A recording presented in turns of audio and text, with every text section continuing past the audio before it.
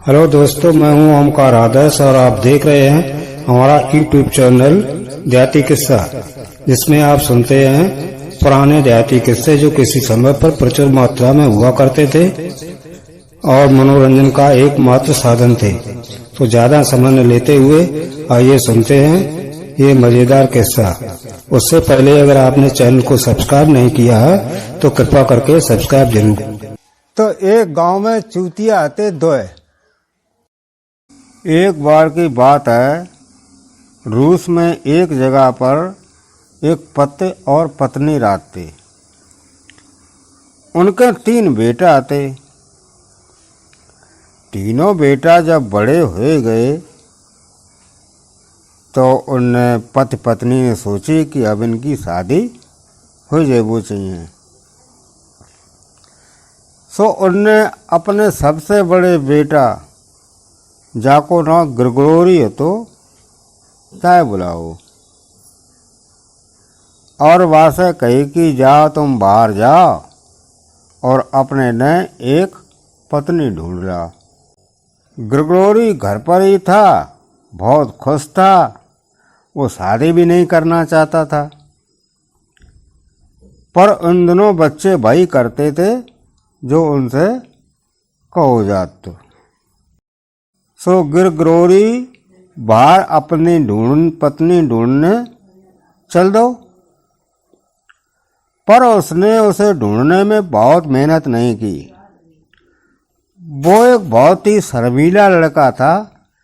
सो वो सारे शहर में एक तरफ से गया और यह सोचते हुए दूसरी तरफ से निकल आओ कि उसको कौन देखो ना है। जब वो बहुत पुराने शहर के फाटक से निकल रहे हो तो कुछ हंसती हुई लड़कियां उसके पास से निकल गईं। उसने उनको देखने की फिर कोशिश करी, लेकिन उनसे बाको कोई वास्ता ना है, तो ना कोई भी जान पहचान की थी। जब वे वहां से चली गई वो वहां से भाग लिया। शहर से बाहर निकलकर वो एक ऐसी सड़क पर आ गया जहां दूर दूर तक कोई दिखाई नहीं देता था। वहां आकर उसको एक बहुत ही डरावना राक्षस मिल गया। तो डर के मारे वो दूसरी तरफ भागने लगा, लेकिन ड्रैगन भी उसके सामने आकर खड़ा हो गया और उससे बड़ी नम्र आवाज में बोला, तुम मुझसे डरो नहीं, मैं तुमको कोई नुकसान नहीं पहुंचाऊंगा। क्या मैं जान सकता हूं तुम कहां जा रहे हो? कुछ पल तो ग्रिगोरी कुछ बोल नहीं सका। कुछ देर बाद अगलाते हुए बोला, ओह नहीं, मैं अपने घर वापस जा रहा हूं। मेरे माता पिता मेरी शादी कराना चाहते हैं, पर मुझे कोई ठीक सी लड़की ही नहीं मिल रही है। ड्रैगन बोला, तुम मेरे साथ आओ, मैं तुम्हारा इम्तिहान लेता हूं। अगर तुम उस इम्तिहान में पास हो गए तो तुमको पत्नी मिल जाएगी। क्योंकि वो ड्रैगन यानी राक्षस बहुत ही नम्रता से बोल रहा था, इसलिए ग्रिगोरी को लगा कि विचार बुरा तो नहीं है। सो वो इम्तिहान देखने के लिए और बाकी साथ चल दो।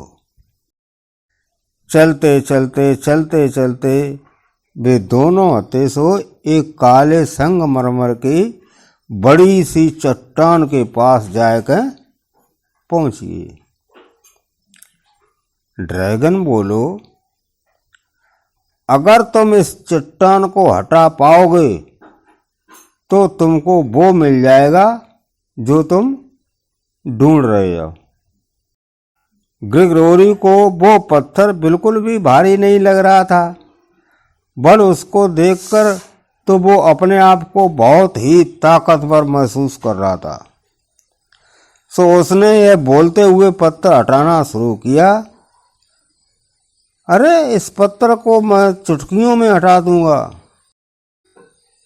कहकर उसने पत्थर को पहले खींचा, फिर उसको धक्का दिया, पर वो पत्थर तो हिले ही नहीं रहा था। यह देखकर वो ड्रैगन से बोलो, चिंता मत करो, हमें लगता है कि शायद मैं इसको गलत तरीका से हटाने की कोशिश कर रही है। शायद इसको एक तरफ को धक्का देना पड़ेगा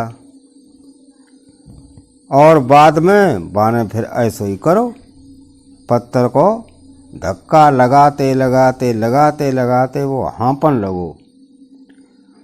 बाकी सांस तेज हो गई, सिर में हथौड़े बजने लगे, उसका पसीना छूट गया और वो तो बस बिल्कुल बेहोश होने वाला ही हो गया।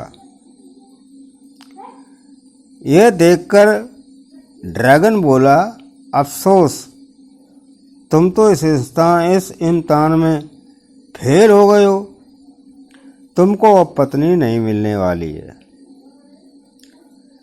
ग्रेगोरी को यह देखकर थोड़ा बुरा लगा कि वो इम्तिहान में फेल हो गया, पर दूसरी तरफ यह सोचकर वो खुश भी हुआ कि अब उसको शादी नहीं करनी पड़ेगी।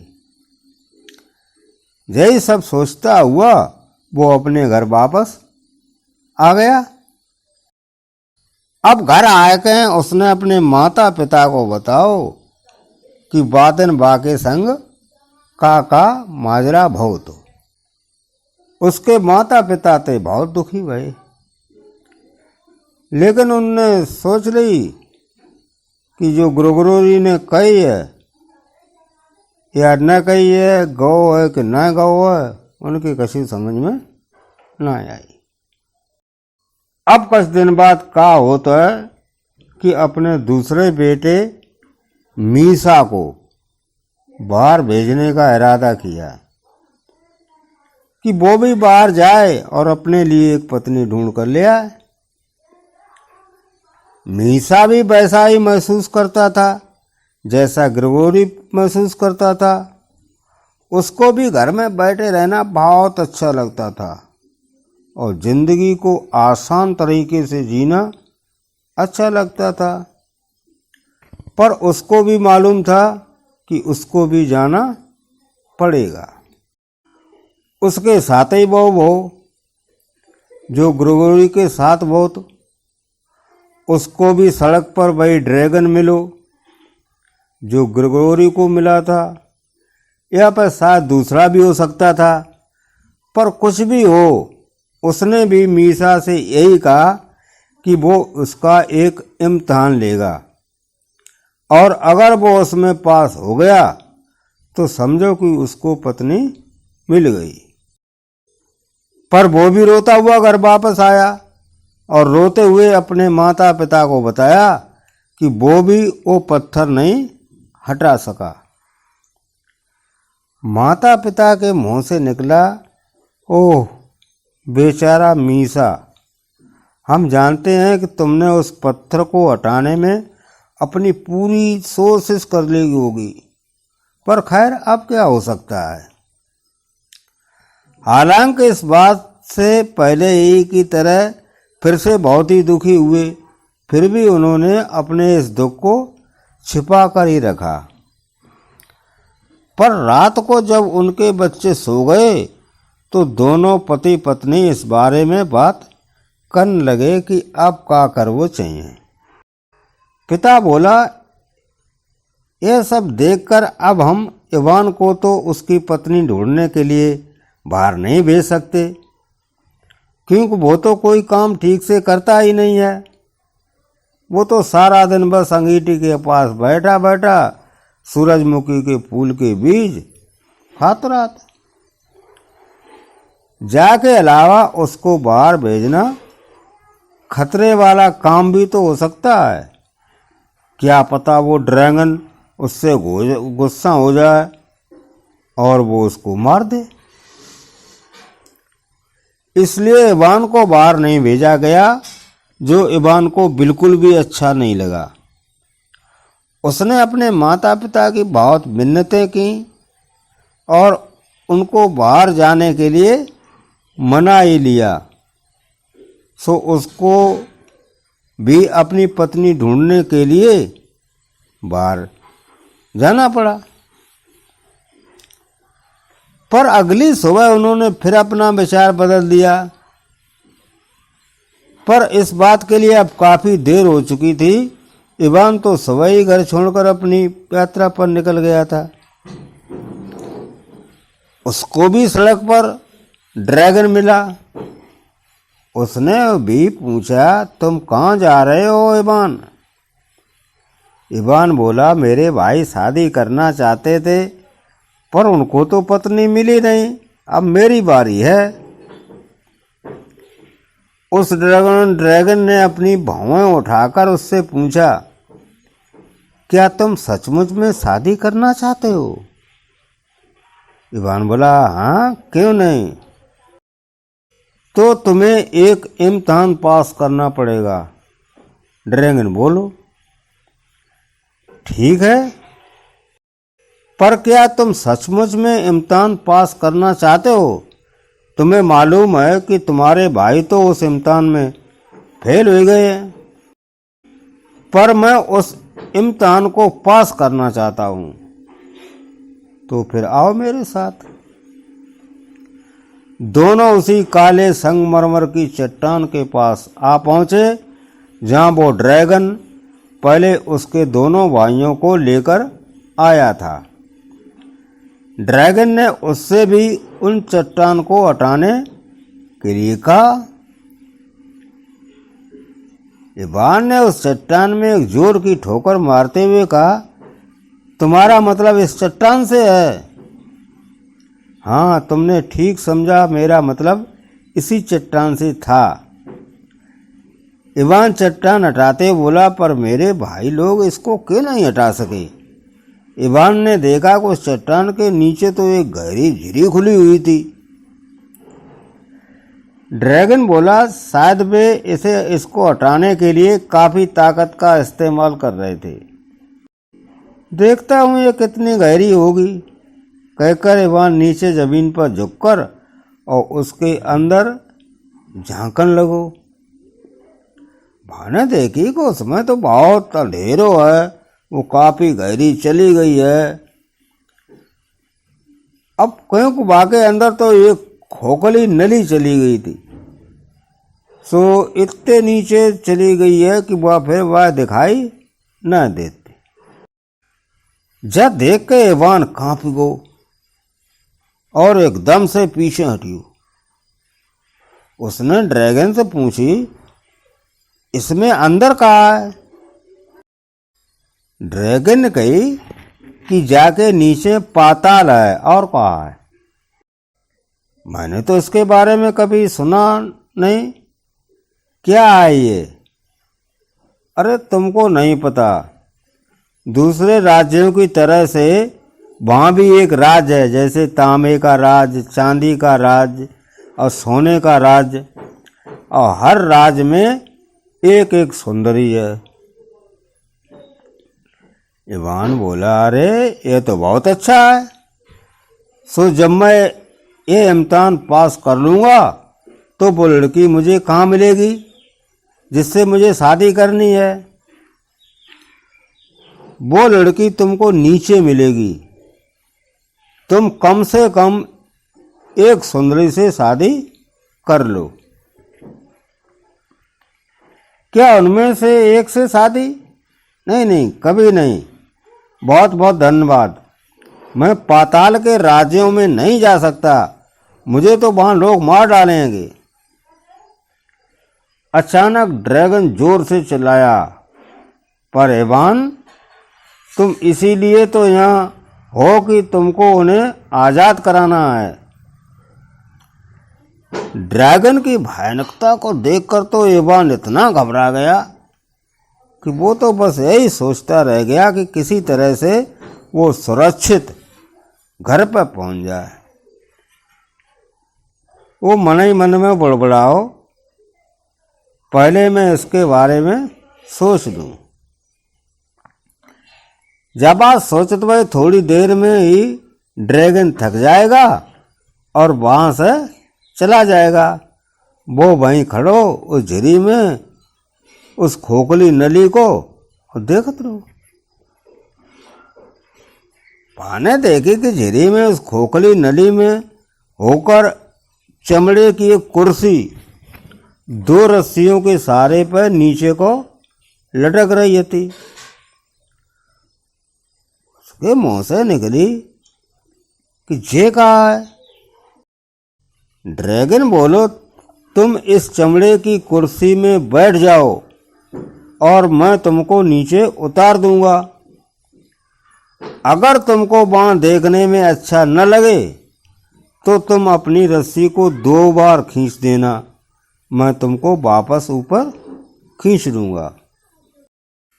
अब तक इस पाताल के बारे में इवान की उत्सुकता काफी जाग चुकी थी, तो उसने सोचा क्यों न एक बार वहां जाकर देख लिया जाए। सो वो ड्रैगन से बोलो, पर अगर मैं ये रस्सी 2 बार खींचूं तो तुम मुझको तुरंत ही ऊपर खींच लेना, ठीक है? ड्रैगन ने इवान से वादा किया कि जैसे ही वो रस्सी को 2 बार खींचेगा तो वो उसको ऊपर खींच लिए। इवान उस चमड़े की कुर्सी में बैठ गया और ड्रैगन ने वो कुर्सी नीचे उतार दी। इवान उस कुर्सी पे बैठा झूलता हुआ उस खोखली नली के सारे अंधेरे में नीचे चला जा रहा था। वो सोच रहा था कि वो अंधेरा कभी खत्म होने पर भी आएगा या नहीं। नीचे जाते जाते इवान को ने आखिरी बार रोशनी के लिए ऊपर देखा, यानी रूस का आसमान देखा, और फिर सोचा कि पता नहीं अब वो आसमान फिर कभी देखेगा या नहीं। अब खोखली नदी में सब कुछ बिल्कुल शांत हो गया। उसकी दीवारों में लगे क्रिस्टल चमक रहे थे, पर उनसे वहां कोई परेशानी नहीं हो रही थी। उसने चिल्लाकर ड्रैगन से अपने आप को वापस खींच लेने के लिए आवाज लगाई, पर वहां तो कुछ भी नहीं हुआ। वो तो ये बिल्कुल ही भूल गया कि अपने आप को ऊपर खींचने के लिए उसको चिल्लाना नहीं था, बल्कि रस्सी को 2 बार खींचना था। उसकी अपनी आवाज की गूंज उसको सुनाई दी तो वो डर गया। अब बाकी कुर्सी भी बहुत जोर जोर से हिलन लगी। वो अगर उस कुर्सी पे जरा बसा भी हिलता तो उस खोखली नली की दीवारों से टकरा जाता। मिट्टी के ढेले और पत्थर के टुकड़े नीचे गिरने लगते। उसने उनके नीचे गिरने की आवाज सुननी चाहिए, पर उसे कुछ सुनाई ही नहीं दिया। सो जब उसकी कुर्सी झूलती गई, वह खोखली नली के डंडे से होकर नीचे जा रही थी, उसके मन में एक अजीब सा विचार आया, यह तो एक जाल भी हो सकता है और वो ड्रैगन तो मुझे कभी भी नीचे गिरा सकता है।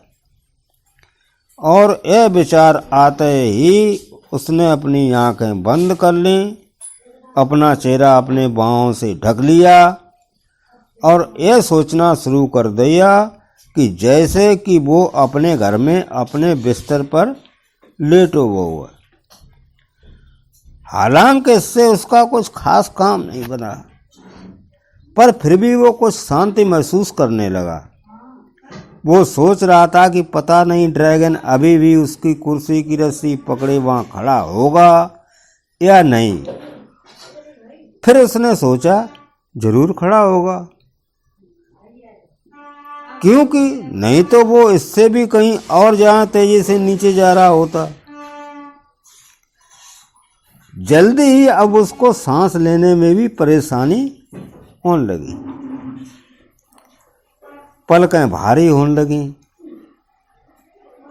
माने सोचे हमें जागत रहना चाहिए, कहीं ऐसा न हो कि इस गड्ढे में कोई अंत ही ना हो। धीरे धीरे वो बेहोश से होने लगा। जब उसे कुछ होश में आया तो उसने धुंधलके में देखा कि वो एक ठंडे पत्थरों के ऊपर लेटा हुआ है।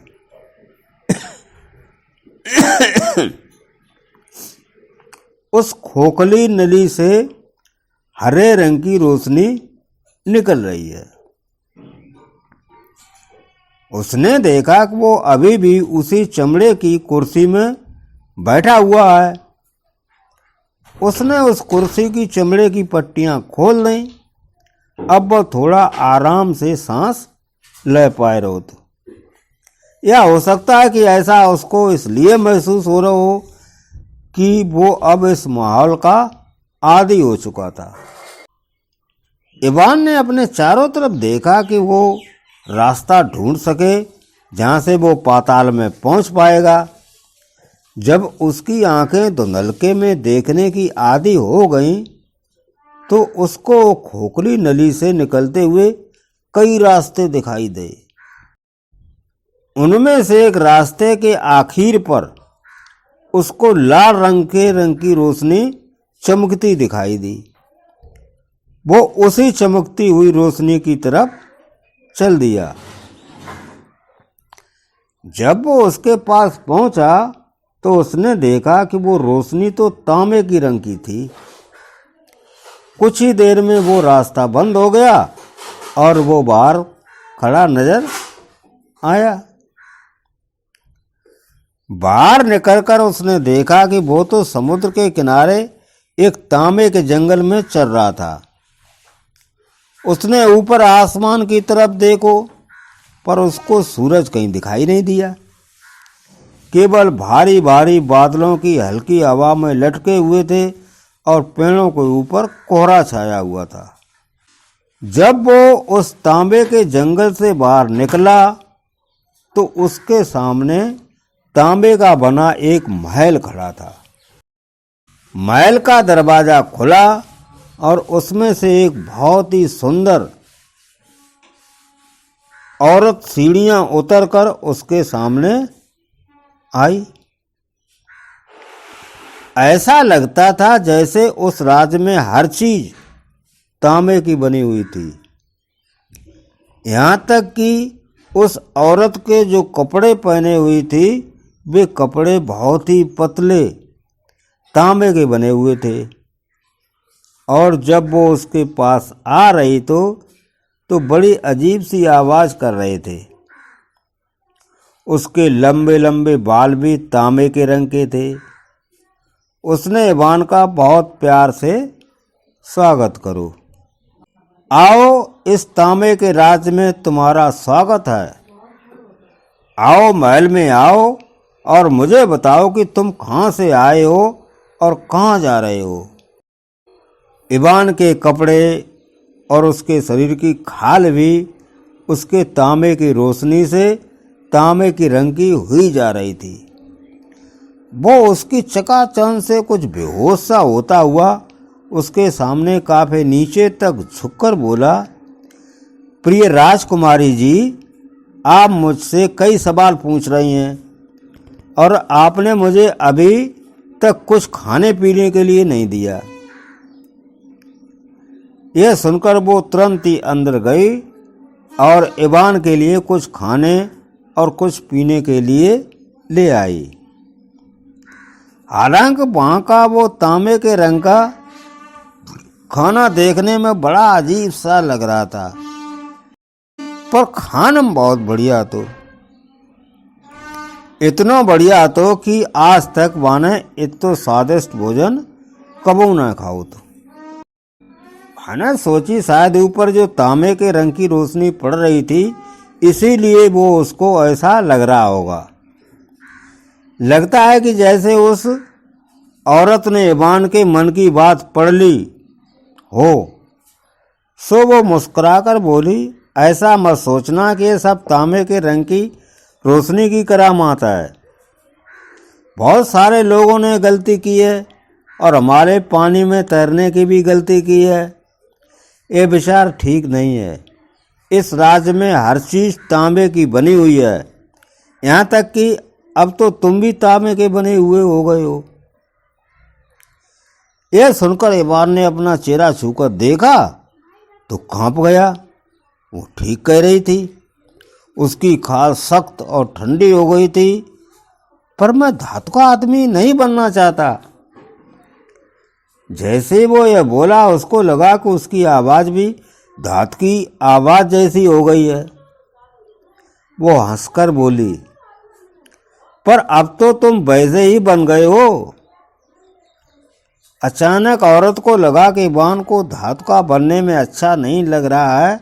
सो वो फिर बोली, तुम चिंता मत करो इवान, ये बदलाव तो केवल उसी समय के लिए है जब तक तुम यहाँ हो। बाद में ये सब खत्म हो जाएगा। ये सब तो जादू का कमाल है। जब हम लोग ऊपर की दुनिया में चले जाते हैं तो हम लोग भी सामान्य लोगों की तरह ही हो जाते हैं। इसलिए अब तुम यहाँ आराम से बैठो और मुझे अपने बारे में कुछ बताओ। अगर तुम मुझे यहाँ से आज़ाद कराने आए हो तो मेरा यह जानना बहुत ज़रूरी है।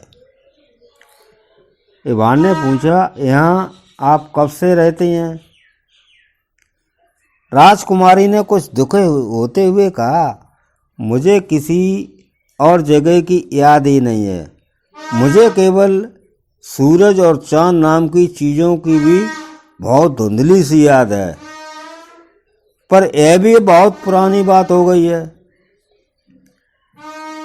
तब इवान ने राजकुमारी को अपने बारे में और ड्रैगन से मिलने के बारे में सब कुछ बताया।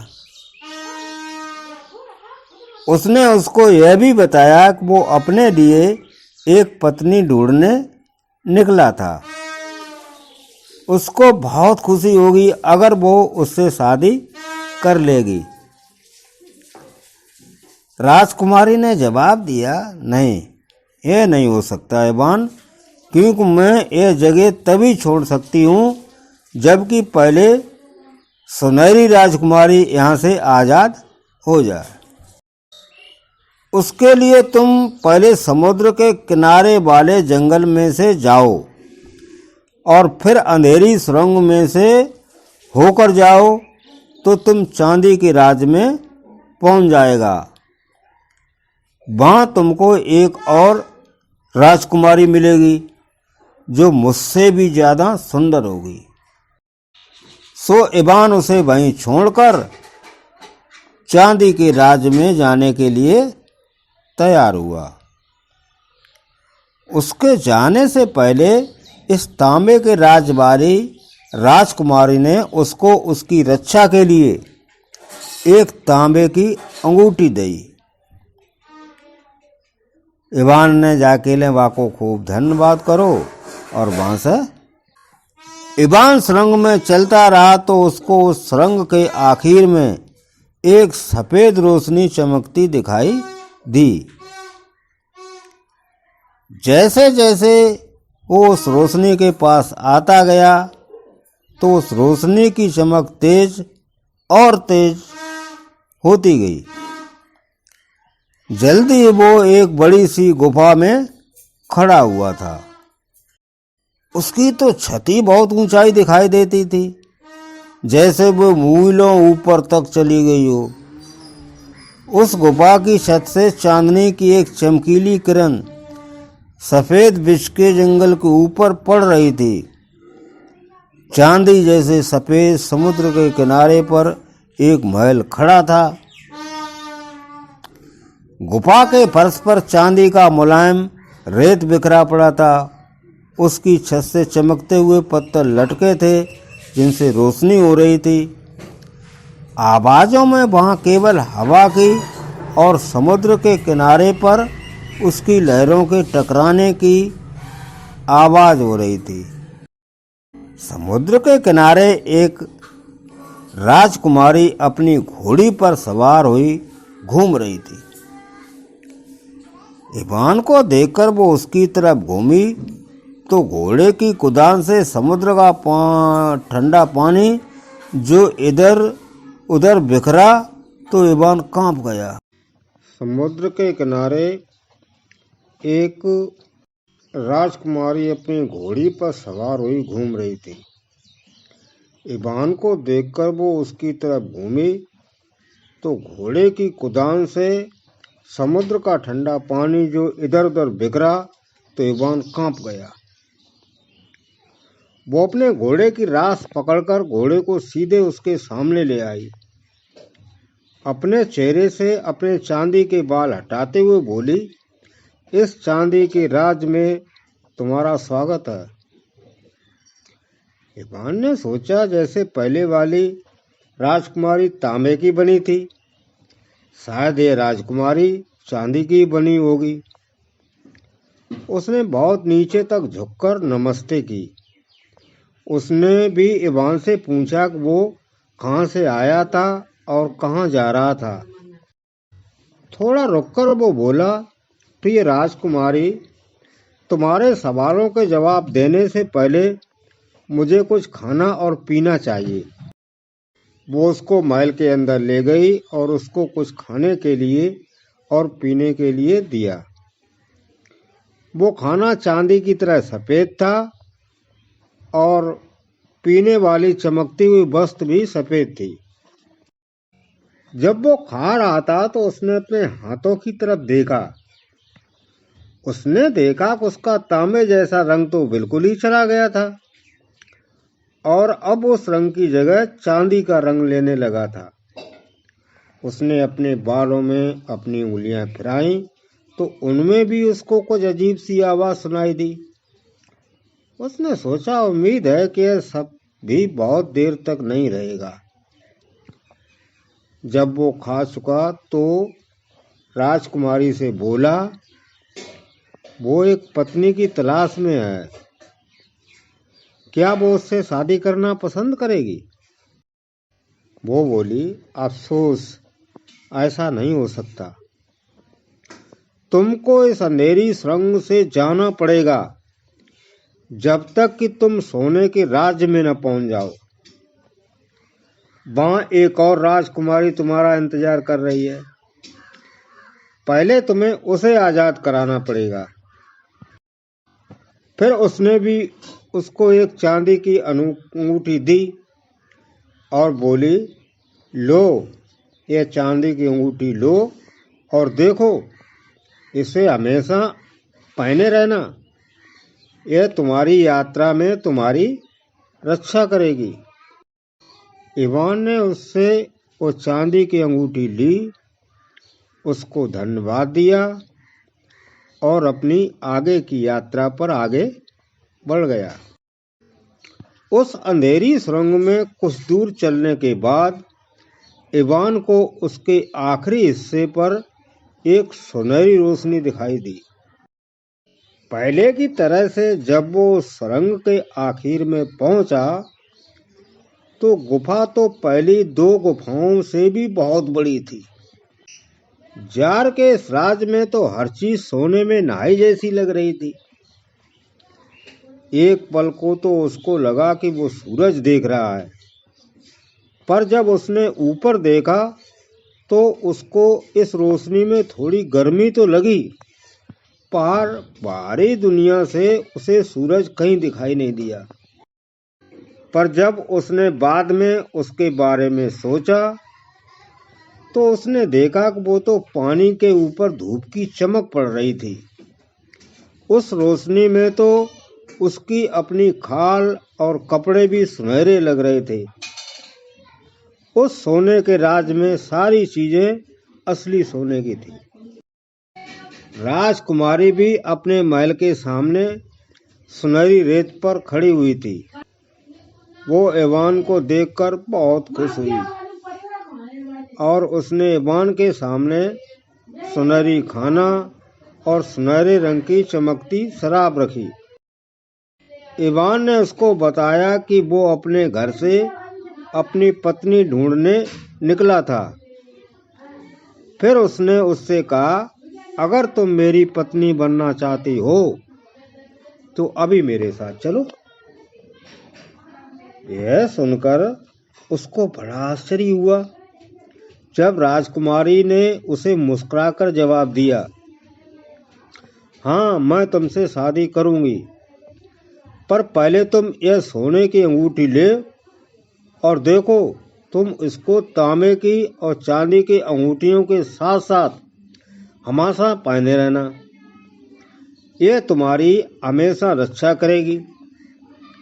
अब हम चलते हैं और अपनी बहनों को आजाद कराते हैं।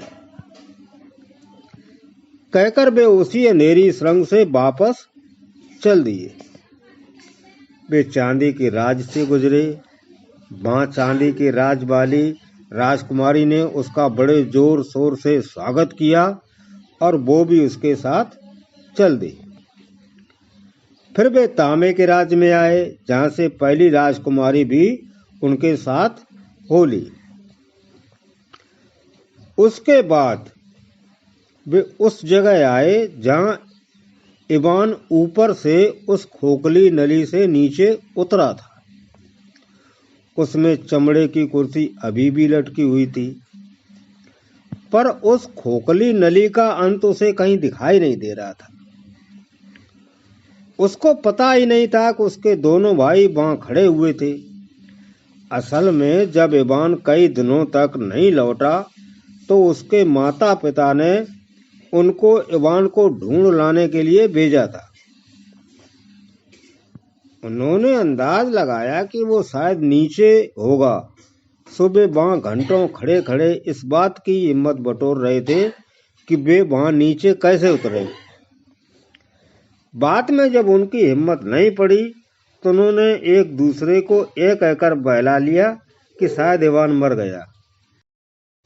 वे लोग वहां से जाने ही वाले थे कि तांबे के राज वाली राजकुमारी उस चमड़े की कुर्सी में चढ़ गई और उसकी रस्सी को एक हल्का सा झटका दिया। इवान के भाइयों ने रस्सी हिलते देखी तो उनको लगा कोई उनसे नीचे से कुछ कहना चाहता है, सो उन्होंने वो रस्सी खींचनी शुरू कर दी।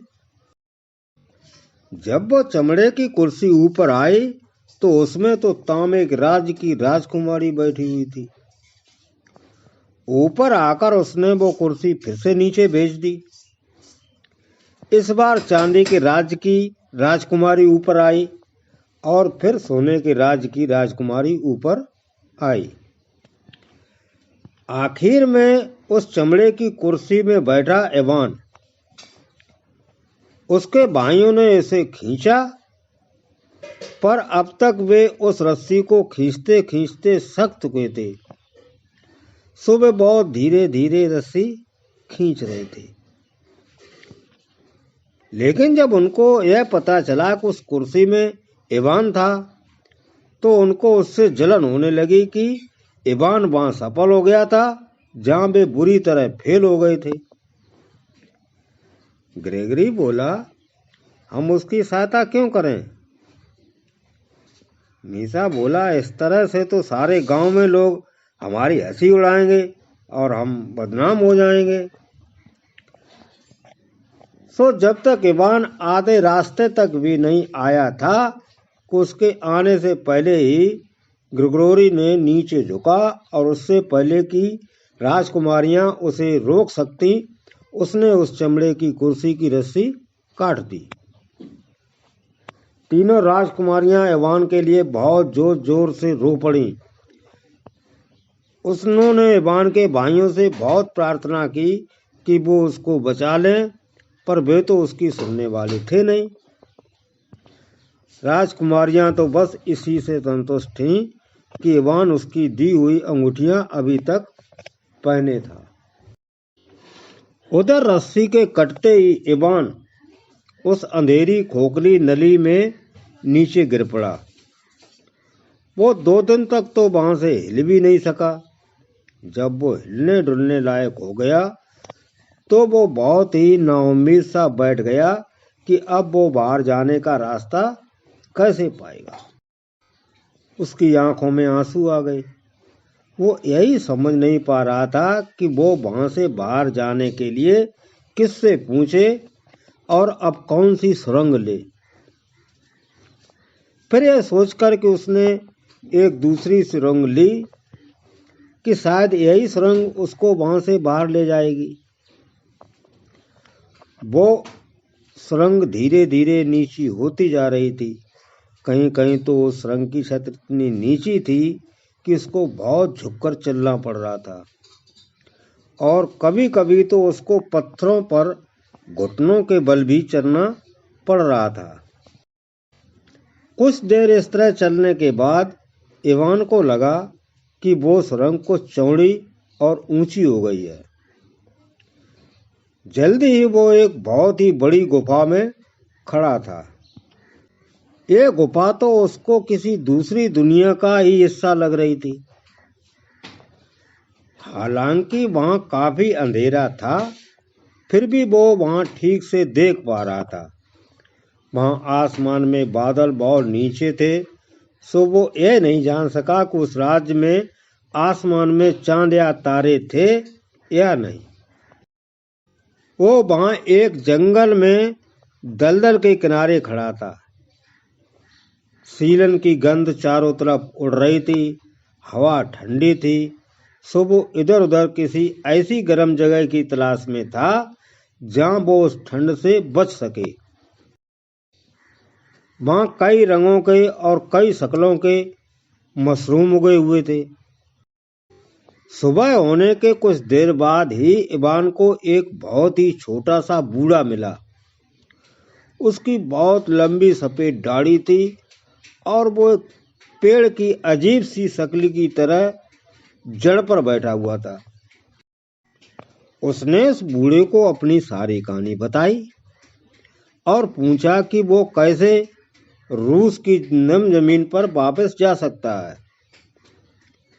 उस बूढ़े ने अपनी एक उंगली से पास में लगे ओक के एक झुंड की तरफ इशारा किया और बोला, क्या तुम उन ओक के पेड़ों के पीछे खड़ी गोल मीनार देख रहे हो? इवान ने उधर देखा जिधर वो बूढ़ा इशारा कर रहा था, तो पेड़ों के पीछे उसको एक पतली सी मीनार का ऊपर का हिस्सा वहां से झांकता हुआ दिखाई दे गया। वो बोला, हाँ, मुझे वो मीनार दिखाई दे रही है। बूढ़ा बोला, उस मीनार में एक बहुत ही लंबा जादूगर रहता है। वो इतना लंबा है कि उसका सिर तो छत को छूता है। तुम वहां चले जाओ, वो तुमको बताएगा कि तुम वापस रूस कैसे पहुंच सकते हो। इवान ने उस बूढ़े को धन्यवाद दिया और उस लंबी मीनार की तरफ चल दिया जिसमें वो लंबा जादूगर रहता था। जब वो उस मीनार के पास पहुंचा तो उसको लगा कि जो कुछ वो सोच रहा था वह वो नहीं था, बल्कि वहां तो एक मुलायम सा धुआं था जो उस मीनार की एक बहुत ही छोटी सी खिड़की से बाहर निकल रहा था। वो मीनार के और पास गया और वहां जाकर उसका दरवाजा खोला तो चांदी के जाले के कुछ टुकड़े उसके चेहरे पर आकर पड़े। इससे उसको लगा जैसे वो मकड़ियों के हजारों जालों के बीच चलकर आ रहा हो। उसने अपने चेहरे से जितने जल्दी तरह से वो साफ कर सकता था वे छोटे छोटे रेशमी जाले के टुकड़े साफ किए और अंदर जाने से पहले उसने अपनी बहुत जोर से आती हुई छींक को भी रोका जो उन जालों की वजह से उसको आने वाली थी। खुशकिस्मती से दरवाजा बाहर की तरफ खुला, वरना उसको उस मीनार में घुसने में भी बहुत मुश्किल होती, क्योंकि हालांकि वो मीनार बहुत ऊंची थी पर साथ में वो तंग भी बहुत थी। उसमें घुसने के लिए भी इवान ने अपने आप को उसकी दीवार से सटकर ही उसके अंदर घुसना पड़ा। जैसे ही वो उस मीनार के अंदर घुसा तो उसको वहां वो जादूगर खड़ा दिखाई दे गया। उसके अंदर वो लंबा जादूगर खड़ा खड़ा अपनी चांदी जैसी दाढ़ी के बालों को हाथी दांत की कंघी से कंघी कर रहा था। उसके सिर के बाल उसकी दाढ़ी जितने ही लंबे थे। वो उसकी खोपड़ी पर गंजेपन का एक चमकदार चकत्ता था। शायद ये चकत्ता वहां इसलिए था कि उस जगह वो उस मीनार की छत को से छूता था। उसने कत्थई रंग की एक थैले जैसी पोशाक पहन रखी थी जिस पर सारे में चांदी के बाल लगे हुए थे। जब उसने इवान को देखा तो उसने अपनी दाढ़ी के बालों में कंघी करना रोक दिया और कंघी को साफ करना शुरू कर दिया। इससे उसके बालों के कई सारे छोटे छोटे बादल खिड़की के बाहर उड़ गए और बहुत सारे बाल उसके कमरे में भी इधर उधर उड़ने लगे। कुछ बाल उसके चेहरे के चारों तरफ भी उड़ने लगे जिससे उसके चेहरे का काफी हिस्सा ढक गया। इससे इवान उसका पूरा चेहरा भी एक बार में नहीं देख सका। इवान से बात करने से पहले जादूगर को अपना गला साफ करने में कई मिनट लग गए। तब कहीं जाकर वो इवान से बड़ी ऊंची आवाज में बोला, किसी ने रूसी हड्डियों को यहाँ आने के लिए नहीं कहा, वे तो अपने आप ही आई हैं। यह सुनकर इवान को थोड़ा इंतजार किया कि शायद वो जादू कुछ और बोले, पर वो और कुछ भी नहीं बोला क्योंकि बदकिस्मती से उसके सिर के सामने जादूगर के बालों का एक बहुत बड़ा सा बादल आ गया था। सो न तो वो कुछ देख ही सका और न ही कुछ बता सका कि वो जादूगर क्या सोच रहा था।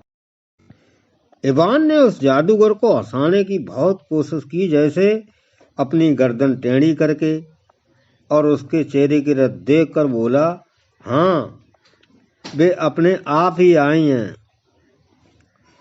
उस लंबे जादूगर ने उसकी इस बात का कोई जवाब नहीं दिया और फिर से अपनी दाढ़ी में कंघी करने लगा। इवान आगे बोला, ओ ताकतवर जादूगर, क्या तुम मुझे बता सकते हो मैं वापस अपनी मारूस की नम जमीन पर कैसे पहुंच सकता हूँ? पर वो जादूगर फिर से अपनी कंघी साफ करने लग गया। उसकी कंघी से निकलने बालों का बादल काफी तो खिड़की से बाहर उड़ गया, पर काफी फिर भी कमरे में ही उड़ता रहा। कई मिनटों बाद उसने फिर अपना गला साफ किया और अपनी ऊंची आवाज में बोला, माँ रूस की नम जमीन पर पहुंचने के लिए तुमको यहाँ से दाईं तरफ करीब करीब 30 गहरी झील जाना चाहिए। वहां दूर जाकर तुमको एक झोपड़ी मिलेगी जो मुर्गी की टांगों पर खड़ी होगी। उस झोपड़ी में एक बूढ़ी जादूगरनी बाबा यागा रहती है। उस झोपड़ी में घुसने से पहले तुमको जादू के कुछ शब्द बोलने होंगे। इस बुढ़िया के पास एक गरुड़ चिड़ा है जो तुमको मारूस की नम जमीन तक ले जा सकता है। इवान ने पूछा, और वे जादू के शब्द क्या हैं? ऊपर से आवाज आई, वे तुम्हें पता चल जाएंगे। और उस जादूगर ने फिर से अपना गला साफ करना शुरू कर दिया। उसको अपना गला साफ करते करते फिर मिनटों लग गए और इवान बड़ी उत्सुकता से उस जादू के शब्दों को सुनने का इंतजार करता रहा। उसको जादूगर के ये शब्द सुनकर बड़ी नाउम्मीदी हुई। यहाँ बहुत ही खुशकी है। यह सुनकर तो इवान अपना गला भी खुश्क होने लगा। वो बोला, हाँ, यह तो है। और कुछ ताजा हवा लेने के लिए वो उस मीनार के बाहर निकल आया। उसकी समझ में यही नहीं आया कि जादूगर के उस जादू के शब्दों से उसका क्या मतलब था। शायद उसको कुछ गलती लग गई होगी, क्योंकि वह यह सब कैसे जान सकता था। फिर उसने सामने की तरफ देखा तो उसको सामने कुछ झीलें दिखाई दी। सो वहीं उसके पास पास चक्कर काटता रहा। उसको वहां उनके आगे आसपास चक्कर काटते हुए और यह गिनते हुए कि वाकई वे 30 झीलें थीं या कई दिन बीत गए, क्योंकि कुछ दूर उसको कई और भी झीलें दिखाई दे रही थी। उसको यह पता नहीं चल पा रहा था कि उसने उन झीलों को ठीक से गिन लिया था या नहीं, पर हाँ, उसको 30 झीलें गिनने के बाद जब 30वीं झील के किनारे एक झोपड़ी दिखाई दे गई जो मुर्गी की टांगों पर खड़ी थी, तो उसको लगा कि उसने उन झीलों को ठीक से ही गिना था। जब वो उस झोपड़ी के पास पहुंचा तो उसने देखा कि वो झोपड़ी तो घूमे जा रही है और वो तो बहुत तेजी से घूम रही है। और वो केवल तेजी से घूम ही नहीं रही है, बल्कि बहुत जोर की चींची की आवाज भी कर रही है। उस चींची की आवाज से तो उसके कान ही फटे जा रहे थे। उसके घूमने की आवाज और ची की आवाज दोनों ने मिलकर तो उसका सिर बहुत भारी सा कर दिया। फिर पता नहीं कहां से उसके दिमाग में जादू के शब्द आ गए जिसको उसे उस झोपड़ी में घुसने से पहले बोलना था, और उसने उसको गाना शुरू कर दिया। ओ छोटी झोपड़ी, तुम अपना दरवाजा मेरी तरफ करो और मुझे अंदर आने दो। अचानक घूमती हुई झोपड़ी रुक गई। उसकी आवाज भी धीरे धीरे कम होती गई और वो एक लंबी सी चीं की आवाज करके और रुक गई। उसकी टांगें इतनी नीचे को झुक गईं कि वो झोपड़ी जमीन से आकर लग गई। अब उसका दरवाजा इवान के सामने था। अचानक एक लंबी सी सांस के साथ उस झोपड़ी का दरवाजा खुला। इवान सोचने लगा, यह मैंने कैसे किया, पर फिर उस झोपड़ी में घुस गया। अंदर पहुंचकर उसने देखा कि बाबा यागा अपने पुराने ढंग की ईंटों की अंगीठी पर लेटी हुई है और खर्राटे मार रही थी। उसकी लंबी नाक छत को छू रही थी, पर फिर एक पल में ही उसने अपनी लंबी नाक इवान की तरफ की और बोली, मुझे यहाँ किसी रूसी हड्डी की खुशबू आ रही है, तुम यहाँ क्या कर रहे हो? इवान ने डर से कांपते हुए इधर उधर देखा कि वह एक किससे पूछ रही थी। फिर यह समझते हुए कि वह उसी से कह रही थी, वो हकलाते हुए बोला, लंबे जादूगर ने मुझे आपके पास इसलिए भेजा है ताकि मैं आपके गरुड़ पर सवार होकर अपनी माँ रूस की नम जमीन पर जा सकूं। बाबा यागा वहीं से चिल्लाए, ओ रूसी हड्डी, बाहर बगीचे में जाओ और वहां जाकर उस स्त्री को ढूंढो जो 7 दरवाजों की चौकीदार है। उससे चाबी लो और उन 7 दरवाजों को खोलो। जब तुम आखिरी दरवाजा खोलोगे तो वो गरुड़ अपने पंख फड़फड़ाएगा। अगर तुम उससे डर नहीं गए तो तुम उसकी पीठ पर बैठकर उड़कर वहां जा सकते हो। और हाँ, मैंने उस पालतू चिड़े के लिए काफी सारा मांस ले जाना मत भूलना।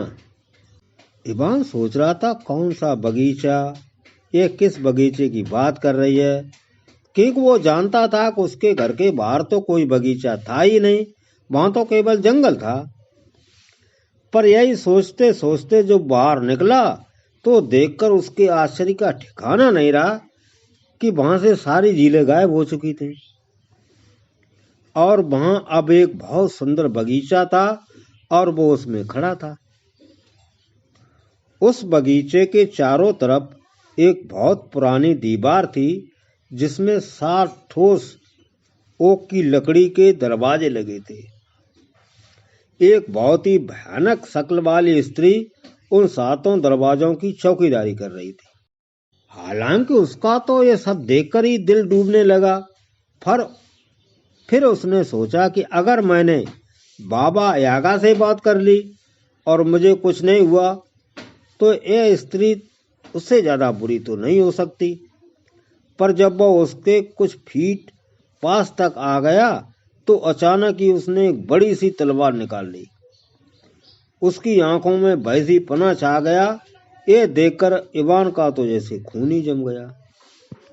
वो वहीं से चलाया, बाबा यागा ने मुझसे तुमसे चाबी लेने के लिए कहा है। यह सुनकर स्त्री ने अपने हाथ से तलवार छोड़ दी और उसका स्वागत किया। वो उसकी यात्रा के लिए कुछ खाना पीना कुछ और सामान लेकर आई। इवान ने बाबा यागा का कहा माना, सो वो निडर होकर गरुड़ की पीठ पर बैठ गया और उससे जितना भी मांस लिया जा सका उतना मांस उसके लिए उसने ले लिया। कुछ समय बाद इवान को भूख लगने लगी तो उसने सोचा कि मैं उस मांस में से थोड़ा सा मांस खा लेता हूँ। हमारे पास तो हम दोनों के लिए जितना मांस चाहिए उससे कहीं ज्यादा मांस है। सो उसने उसमें से थोड़ा सा मांस।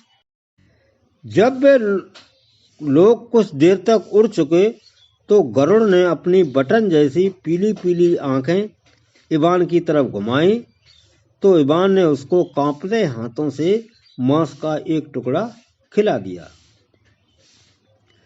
गरुड़ ने भी उसे इवान के हाथों से छीनकर एक ही बार में खा लिया। उस उड़ान के दौरान ऐसा कई बार हुआ कि जब भी गरुड़ ने उसकी तरफ देखा तभी उसने उसको मांस खिलाया। पर हर बार उसे लगा कि वो गरुड़ तो अपनी तेज चोंच से उसका हाथ ही काट लेगा, परंतु ऐसा हुआ नहीं। जल्दी ही सारा मांस खत्म हो गया, पर रास्ता तो भी बाकी था। गरुड़ ने फिर इवान की तरफ देखना शुरू किया। अब इवान को तो मालूम था कि उसके पास जितना मांस था वो सब खत्म हो गया था। सो वो उस पर चिल्लाया, घूम कर देखो, अब सारा मांस खत्म हो गया, तुम्हारे लिए मेरे पास कुछ भी नहीं बचा। इस पर गरुड़ ने उसको अपनी तेज निगाहों से घूरा। इवान ने भी उसको घूरा, पर उसका तो एक जोड़ ही कांप कर रह गया। इवान को लगा कि यह गरुड़ तो पता नहीं कब उसको इस तरह से घूरता रहेगा, पर उसने देखा कि जल्दी ही उसने अपना मुंह फिरा लिया और इवान ने शांति की सांस ली। अचानक एक चीं की आवाज के साथ, जिससे इवान का खून तो बस जम ही गया। गरुड़ ने एक बार फिर अपना सिर झुकाकर इवान की तरफ देखा और उसकी गर्दन से मांस का एक टुकड़ा काट लिया। इवान ने देखा कि वे उस समय एक खोखली नली में से ऊपर की तरफ उड़ रहे थे। इवान तो इस सबसे इतना डर गया और उसे इतना धक्का लगा कि उसे अपनी गर्दन में से मांस निकाले जाने का जरा भी दर्द महसूस नहीं हुआ। अब उसको ये लगने लगा कि यह गरुड़ तो उसको ही टुकड़े टुकड़े कर खा जाएगा। सो उसने तय किया कि अब की बार अगर उसने उसकी तरफ देखा तो वो उसके ऊपर से कूद कर नीचे गिर पड़ेगा। उसको सपने में लगा कि वे उस खोखली नली में बहुत दूर तक किसी रोशनी की तरफ उड़े जा रहे हैं। उसने देखा जब वे उस नली के आखिरी सिरे पर पहुंचे तो वो गरुड़ काले संगमरमर की चट्टान के पास उतर रहा था। इवान तुरंत ही उसकी पीठ से नीचे लुढ़क गया और नम घास पर लेट गया और सोचने लगा कि अब तो यह गरुड़ बस उसको खा ही जाएगा। पर यह देखकर उसे बड़ा आश्चर्य हुआ जब उसको खाने की बजाय वो उसके गले के मांस का टुकड़ा जो उसने खा लिया था वापस लाया और इवान से कहा कि वो उसको अपने घाव के ऊपर रख ले इससे उसका घाव भर जाएगा।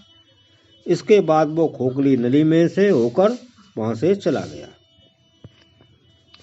इवान ने ऐसा ही किया, उसका घाव कुछ पलों में ही भर गया। सूरज की किरणों की गर्मी से इवान के शरीर में कुछ जान सी आई और उसने अपने अंदर ताकत महसूस की। जब वो वहां लेटा हुआ था तो सूरज की एक किरण उसकी एक अंगूठी पर पड़ी। तब उसे याद आया कि वो कहाँ था और अब कहाँ है। उसने झुककर माँ रूस की नम जमीन को चूमा और देखा कि उसकी खाल और उसके कपड़े सब कुछ सामान्य रंग के हो गए हैं। भगवान की प्रार्थना कहकर वो अपने घर को वापस चल दिया।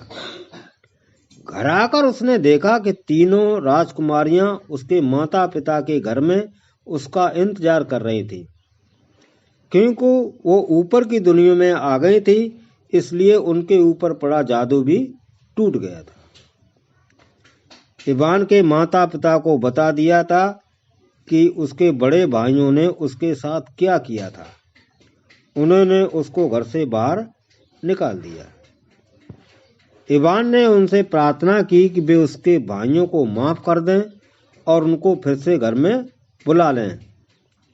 उसके माता पिता ने उसकी प्रार्थना पर उनको घर वापस बुला लिया। इवान ने सोने के 7 राज वाली राजकुमारियों से शादी कर ली और फिर उनके कई बच्चे हुए। दूसरी राजकुमारियों ने भी शादियां कर ली, पर इवान के भाइयों के साथ नहीं। इवान के भाई भी अपने माता पिता के साथ खुशी खुशी रहने लगे।